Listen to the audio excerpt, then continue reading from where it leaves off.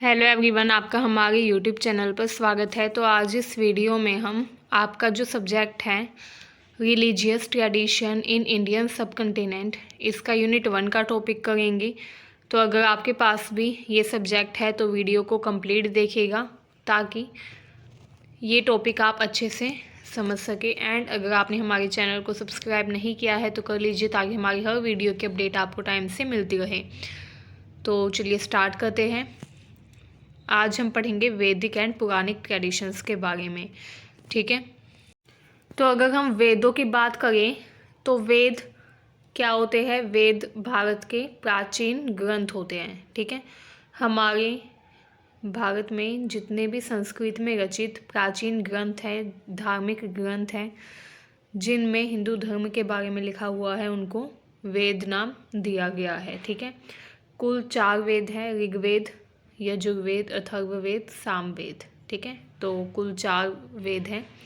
अगर हम ऋग्वेद की बात करें तो ऋग्वेद में छंदों का ज्ञान है, यजुर्वेद में वैदिक संस्कृत गद्य का संग्रह है, सामवेद को गीतों की पुस्तक कहा जाता है क्योंकि इसमें गीत यानी कि गानों से रिलेटेड चीज़ें लिखी हुई है, संगीत से रिलेटेड चीज़ें लिखी हुई है कि संगीत में क्या क्या होते हैं, क्या क्या सुर होते हैं, ये सब कुछ। अथर्ववेद की बात करें तो इसमें दवाइयों के बारे में या फिर जो अलग अलग उपाय होते हैं जादू वगैरह से रिलेटेड, उनके बारे में लिखा हुआ है, ठीक है। वेदों में ज्ञान, कर्म और भक्ति का सुंदर संयोजन है। वेदों में जो भी चीज़ें लिखी हुई है वे आस्था तथा तर्क का संयोजन मानी जाती है, ठीक है। ऋग्वेद की बात करें तो ऋग्वेद सबसे प्राचीन वेद है, ठीक है। ऋग्वेद में जो मंत्र है ये मन की स्थिति को बेहतर करते हैं, ठीक है, जिससे व्यक्ति की निराशा उदासी दूर हो जाती है, ठीक है। वहीं अगर हम पुराण की बात करें तो पुराण का मतलब होता है जो पुराना हो, पौराणिक हो, ठीक है। तो जो पुराण है इसमें संस्कृत में ही इन्हें लिखा हुआ है। पुराण की संख्या देखें तो पुराण टोटल 18 हैं, ठीक है। 18 प्रमुख पुराण है और 18 लघु पुराण है, ठीक है, जिनमें 4 लाख से अधिक काव्य है, ठीक है। पुराणों की बात करें तो पुराण में 4 लाख से ज़्यादा काव्य हैं, ठीक है। एंड पुराणों की अगर हम रचना देखें तो इसकी रचना 30वीं और 10वीं शताब्दी के मध्य में हुई थी, ठीक है। अब अगर हम पुराणों की बात करें तो पुराणों में एक साथ विविध प्रकार के विषय शामिल हैं, जैसे ब्रह्मांड की उत्पत्ति कैसे हुई, ब्रह्मांड का निर्माण कैसे हुआ, भगवान और मनुष्य की रचना, ठीक है। पुराण में अनुष्ठानों के बारे में भी दिशा निर्देश दिए गए हैं। एंड भगवान का आवाहन कैसे किया जा सकता है, ये सब कुछ पुराणों में हमें पढ़ने को मिलता है। कई पौराणिक कहानियाँ भी इसमें शामिल हैं। तो चलिए वेदों पर आ जाते हैं दोबारा। अगर हम वेदों की बात करें तो वेद शब्द की उत्पत्ति संस्कृत के शब्द विद से हुई है, जिसका अर्थ होता है ज्ञान या जानना, ठीक है। वेद धार्मिक ग्रंथों का एक विशाल समूह है जिनकी उत्पत्ति प्राचीन भारत में हुई थी। अगर हम वेदों की बात करें तो कुल 4 वेद है। पहला है ऋग्वेद। ऋग्वेद की जो मूल अवधारणा है ये भौतिक और आध्यात्मिक वस्तुओं का ज्ञान है। एंड अगर हम यजुर्वेद की बात करें तो इसमें निष्काम कर्म के बारे में बताया गया। वहीं अगर हम सामवेद की बात करें तो सामवेद में भक्ति और चिंतन के बारे में बताया गया है, शांति और आनंद के बारे में बताया गया है, ठीक है। भजन, गीत, इन सब से संबंधित ज्ञान भी सामवेद में शामिल है, ठीक है। अथर्ववेद जो है इसमें ज्ञान, कर्म और भक्ति का संश्लेषण हमें देखने को मिलता है। इस वेद को ब्रह्म वेद भी कहा जाता है, ठीक है, क्योंकि यह ईश्वर तथा योग के विज्ञान से संबंधित है। आयुर्वेद से रिलेटेड चीज़ें भी लिखी हुई है इसमें, चिकित्सा प्रणाली, ये सब भी लिखी हुई है। तो अगर आप अथर्ववेद देखेंगे तो इसमें आयुर्वेद से संबंधित चीज़ें भी देखने को मिलती है, चिकित्सा का ज्ञान भी देखने को मिलता है, ठीक है। वेदों ने विश्वास और कारण के विकास उचित संयोजन में प्रयास किया है। वेदों में अनेक चीज़ों का उल्लेख किया गया है। अगर आप भी कभी वेद पढ़ें तो आपको पता चलेगा कि वेद जो है ये व्यक्ति की शारीरिक, मानसिक और आध्यात्मिक क्षमताओं का विकास भी करते हैं, ठीक है। चलिए अब हम आते हैं वैदिक संस्कृत के ऊपर। वैदिक संस्कृत क्या है? वैदिक संस्कृत सबसे प्राचीन संस्कृत मानी जाती है। ये बहुत ही कठिन भी है, पढ़ने में काफ़ी कठिन है ये। अगर आप इसे पढ़ेंगे समझेंगे तो आपको ये समझ में नहीं आएगी, ठीक है।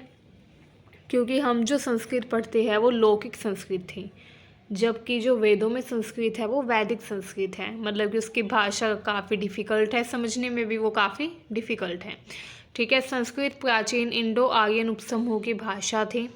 संस्कृत शब्द का मतलब जो है वो होता है प्राकृतिक भाषा, ठीक है।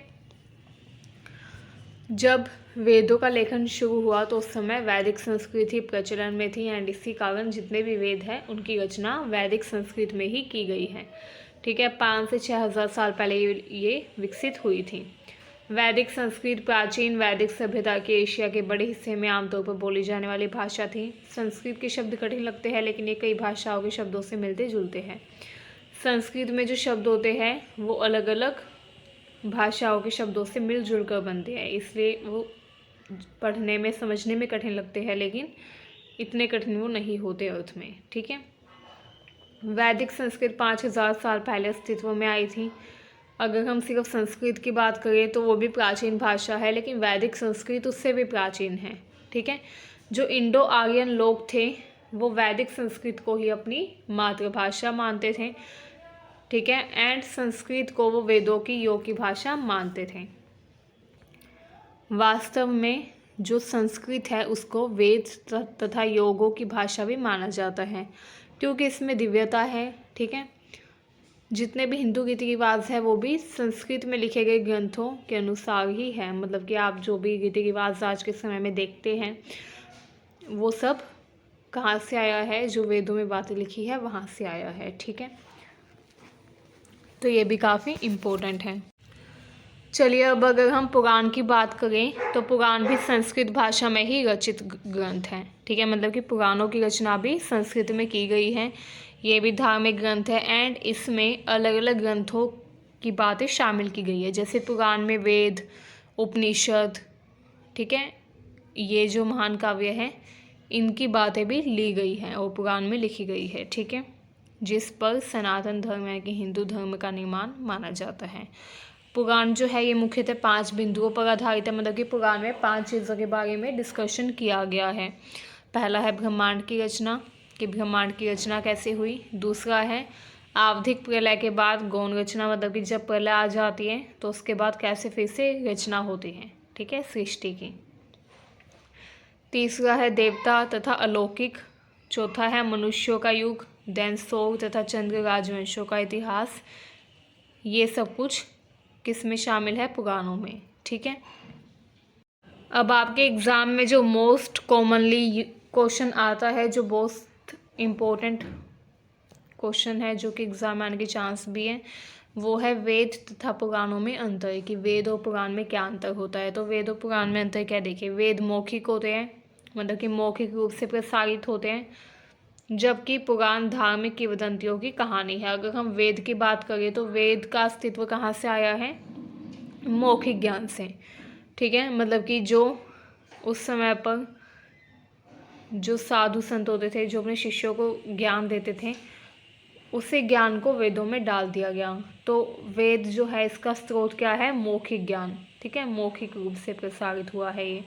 जबकि पुराण जो है ये धार्मिक किंवदंतियों की कहानी है, मतलब कि जो धार्मिक साधु संत है उनकी ही कहानी है, ठीक है। वेद श्रुति ग्रंथ है जो कि सुना गया हो, ठीक है। वेद क्या है, श्रुति ग्रंथ है, जबकि पुराण स्मृति पर आधारित है, मतलब कि जो किसी चीज़ को याद करके लिखा गया हो, ठीक है।